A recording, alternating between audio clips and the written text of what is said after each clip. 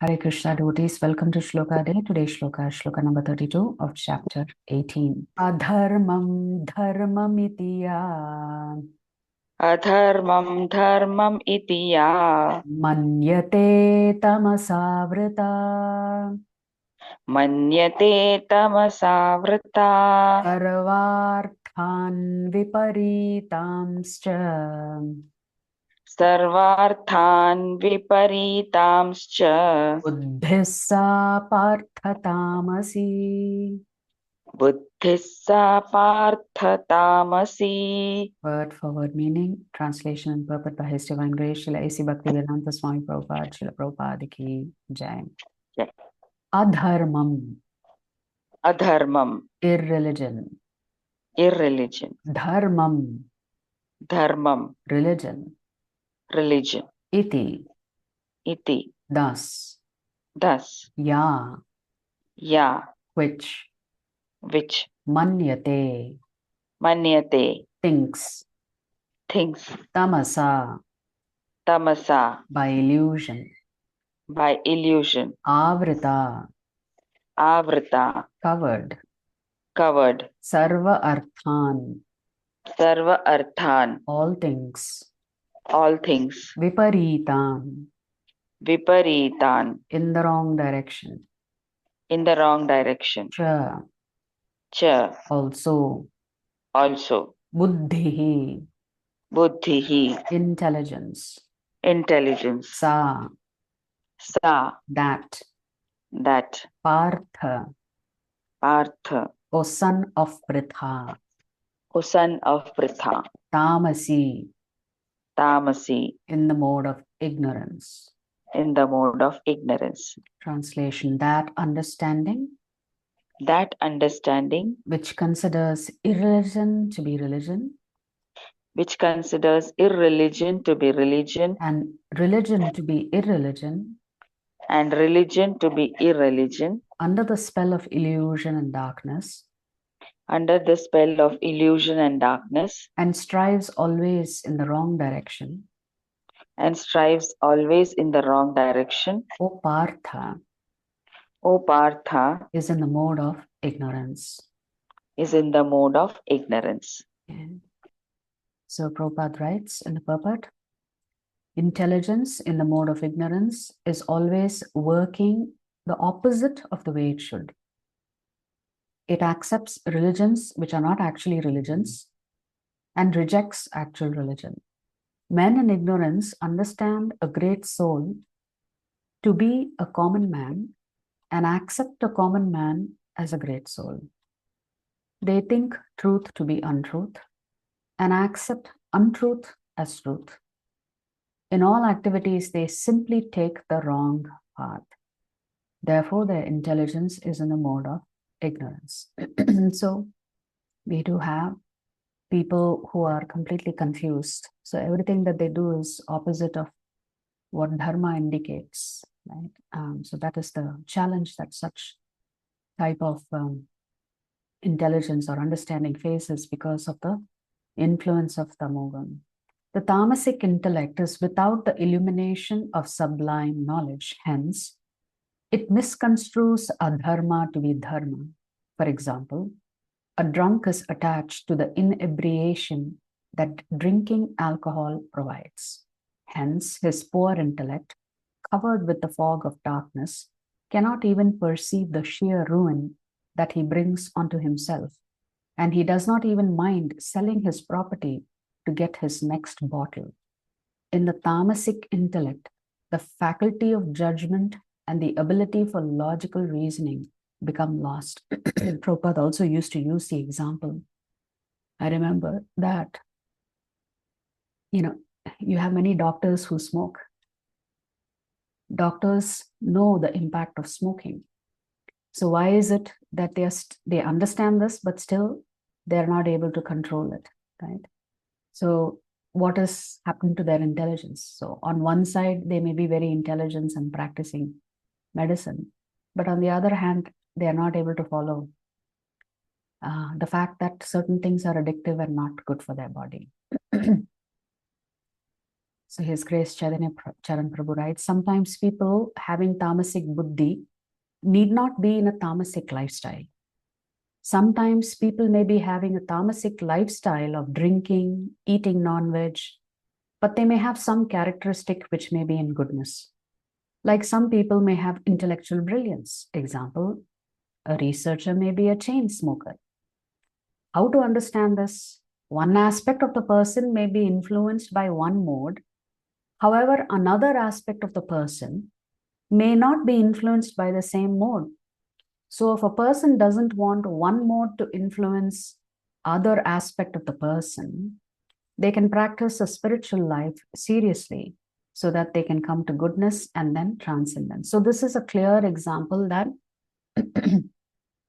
of this researcher being a chain smoker, that we are all under the influence of all three gunas.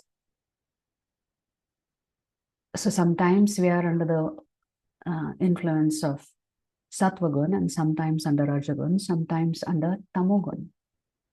So it is not that we are unilaterally only in one mode all the time. Of course, if you're practicing spirituality, you can get there for sure. You can get to that Shuddha Sattva state. But otherwise, we are oscillating between different gunas. It is not that straightforward. Prabhupada says, 3 times 3 is 9, 9 times 9 is 81, and so much complexity is there with just these 3 gunas. It doesn't mean that if someone is a devotee, they are free from the modes. We have to free ourselves from modes by doing devotion. We will become freed by steady practice. To be in ignorance is bad. Example, one aspect of ignorance is thinking that no God exists. To be in ignorance and to claim to be in knowledge is worse. So one thing is not knowing at all, like an apavi, they say in Tamil. But to be in ignorance, but to think that you are the most knowledgeable is worse than that. We have proven, for example, that matter is all that exists, or consciousness comes from matter. This is not proven, but to claim that, well, that is worse than being just simply ignorant. To be in ignorance and to claim to be in knowledge and to claim that knowledge is ignorance is worst. Example, religion is the opium of the masses. Some people say, religion is also very addictive. And because it has this addictive tendencies, that is also not good. For example, God is a psychological crutch for the weak-minded. So some people think we are all, talking about Krishna, Krishna, Krishna, because internally we are weak.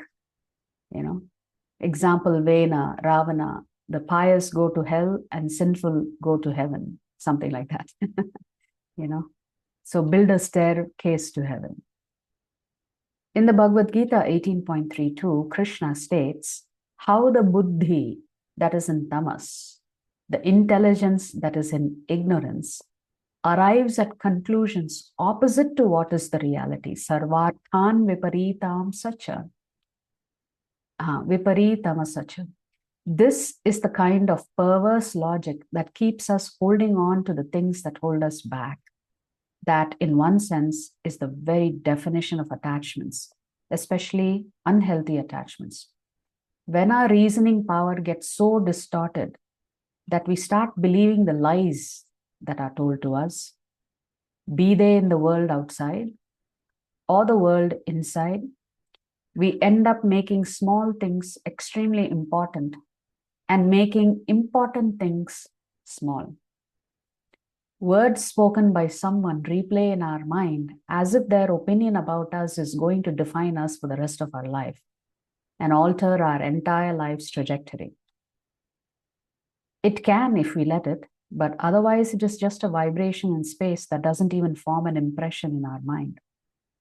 In contrast to this, the opportunity to connect with Krishna, to strengthen our bond with the one who can free us from all the distracting and destructive bonds of the world, to direct our love toward the Lord, who will forever fulfill our longing for love through his unfailing and unending reciprocation, the opportunity to connect with that Lord, we see it so casually. we act as if it were not important at all, as if it was something that could be neglected or rejected, just to give our attention to any sight that crosses our visual pathways or any thought that pops up on our mental pathways. To avoid such perversion of our priorities, we need to equip and empower our intelligence with wisdom texts like the Bhagavad Gita that clearly, cogently, and coherently differentiate the things that matter from the things that don't matter and establish Krishna as the most important reality of our life. So, in essence, if we want to develop proper discriminatory power, then we have to do Bhakti Yoga. So, the more intense our sadhana is, especially our chanting, then the discriminatory power comes in the form of Paramatma within you, guiding you on what is right and what is wrong, right? So it is not that you yourself suddenly become brilliant and you have developed this great discriminatory power. It's actually, for the devotees, the Lord is guiding what to do, what not to do. The world's ups and downs are things that will come and go. They may require our attention and sometimes even our prompt attention, but they cannot and should not be allowed to divert us from the focus and purpose of our life, which is connecting with Krishna. When we thus empower our intelligence with wisdom texts, we can cultivate the attention that will foster both attraction and absorption in Krishna. Intelligence, so the summary of what Chaitanya Charan Prabhu has written so far.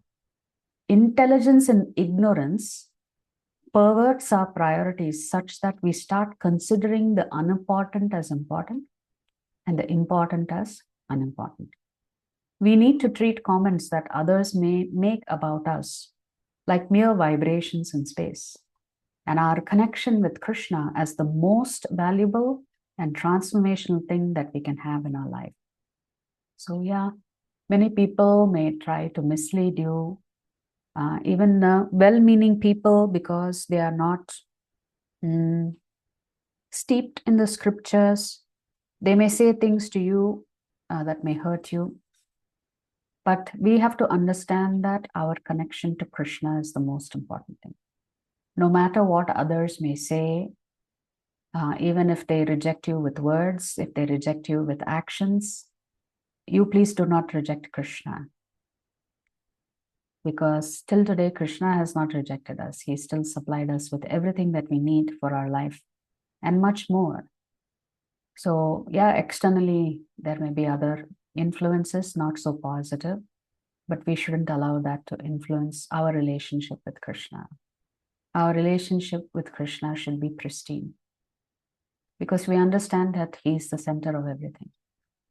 By equipping our intelligence with Gita wisdom, we can have the conviction to cultivate attention during our meditation on Krishna, thereby eventually fostering attraction to and absorption in Him. So Krishna is just warning us that if we come under the influence of Tamogun, especially our intelligence, we may unfortunately reject things that are dharmic and accept things that are adharmic.